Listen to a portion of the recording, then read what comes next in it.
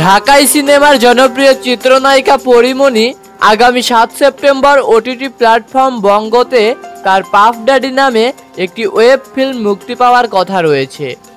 বৃহস্পতিবার ২৪ August ফিল্মটির trailer প্রকাশ করা হয়েছে।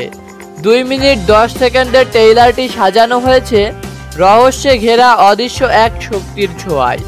ফিল্মটিতে উঠতি নায়িকা চরিত্রে অভিনয় করেছেন পরীমণি। সিনেমায় হিট করানোর জন্য পাফ ড্যাডির সঙ্গে ঘনিষ্ঠ হয় এই উঠতি নায়িকা পরীমণি। এছাড়া রাজনীতিকের ভূমিকায় থাকা সজলের সঙ্গেও অন্তরঙ্গ অবস্থায় দেখা যাবে তাকে। এমন দৃশ্যই উঠে এসেছে পর্দায়। প্রায় ৪ বছর আগে শুরু হয় পাফ ড্যাডি সিনেমার কাজ। শুরুতে এটি ছিল ওয়েব সিরিজ, পরিচালক ছিলেন মাসুদ হাসান উজ্জ্বল। তবে এরপরে উজ্জ্বল সরে যান, নির্মাণে যুক্ত হন শহীদুন নবী ও মুশফিকুর রহমান মঞ্জু।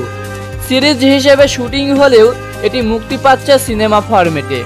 সিনেমাটির নাম ভূমিকায় অভিনয় করেছেন আজাদ আবুল কালাম। তাকে ঘিরেই যত রহস্য। উঠতি নায়িকা থেকে তরুণ তরুণী রাজনীতিবিদ সবাই সাহায্যের জন্য তার কাছে ছুটে আসে। এই বাবার আশীর্বাদ পেলেই সব জাদুকরী উপায়ে প্রসন্ন হয়ে যায় সবার ভাগ্য।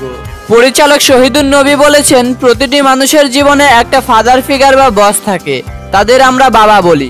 সাফল্য পাওয়ার জন্য তাদের কাছে আমরা ছুটে যাই। মানুষের জীবনে সেই বাবাদের প্রভাব নিয়েই পাফ ড্যাডি সিনেমার গল্প।